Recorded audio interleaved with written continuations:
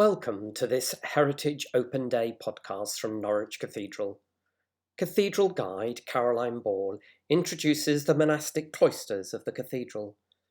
We hope this podcast will encourage you to visit Norwich Cathedral and see the cloisters for yourself. Details of our opening times are on our website.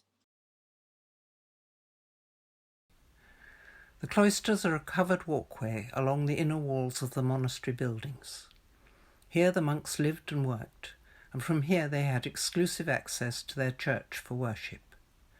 They slept in dormitories above the east walk, from which the chapter house in which they met daily was accessed.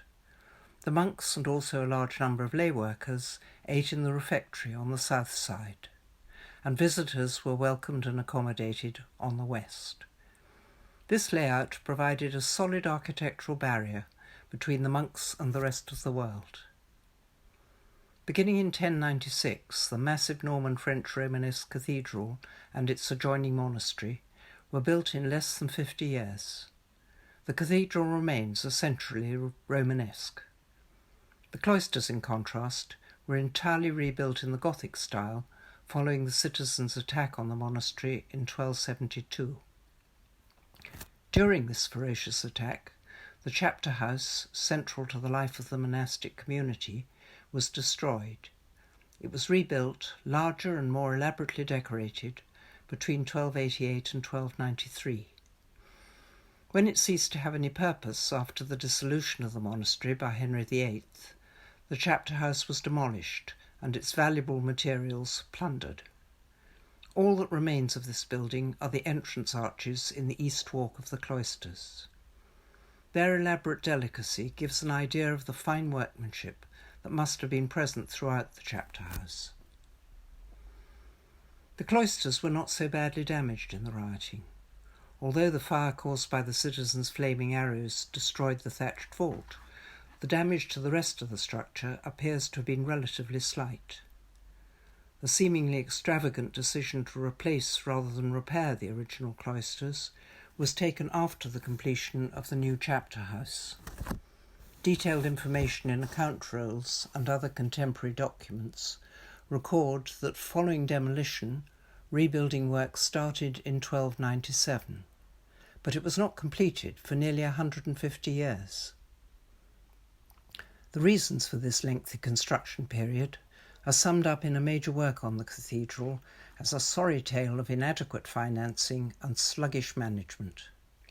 This was compounded by devastating outbreaks of plague, which wiped out whole families of craftsmen, bringing building work to a standstill for years on end. However, throughout these decades, new and exciting forms of architectural decoration, together with the stoneworking skills to realise them, were burgeoning across Europe and coming directly to Norwich from London. Because of the time it took to complete, serendipitously, the protracted rebuild has left a remarkable visual legacy. Starting in the northeast corner and working clockwise, almost the whole spectrum of the development of Gothic decorative stonework is illustrated in the tracery in the cloister arches. Where work began in the final bay of the north walk and along the east walk, it's relatively simple. It becomes increasingly elaborate along the south and west walks, finally transitioning to the more delicate 15th century perpendicular style along much of the north walk. The prior's door in the northeast corner, through which the monks would pass 7 times a day on their way to worship, is widely regarded as one of the finest examples of inventive design and sculpture of its time. Built on the cusp of the 13th and 14th centuries, the doorway shows figures of Christ at the apex, flanked by angels, or in turn flanked by St. Peter and St. Edmund, King and Martyr, Moses and John the Baptist. These groupings of lively figures facing each other can be read in a number of different ways, illustrating the subtlety of the designer's mind, as well as the craftsman's skill. That is not an end of the treasures. Look up. The cloister roof bosses, more than 400 in all, are unique in their cycles of storytelling, together with the random depiction, particularly in the earliest sequence in the East Walk, of green men and mythical beasts. The earliest are in the 5 northernmost bays in the East Walk. They illustrate the Passion of Christ, possibly a theme chosen to concentrate the monks' minds on their way to worship, though they too are surrounded with beasts and green men. Sadly, as throughout the cloisters, some figures have lost their heads, lopped off by 16th century reformists or the Puritan mob during the Civil War.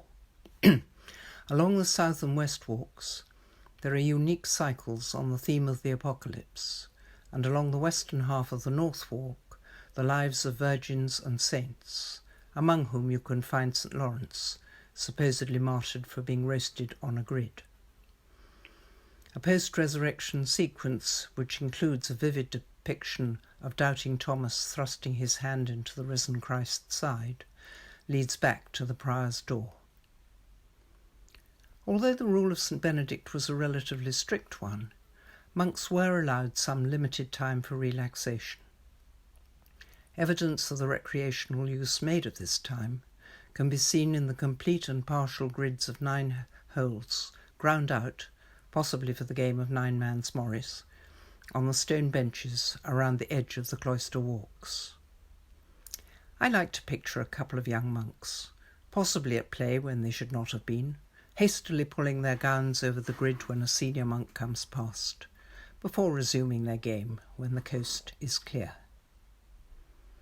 I hope that this brief introduction will encourage you to come and give these beautiful cloisters a closer look. There is so much more to discover.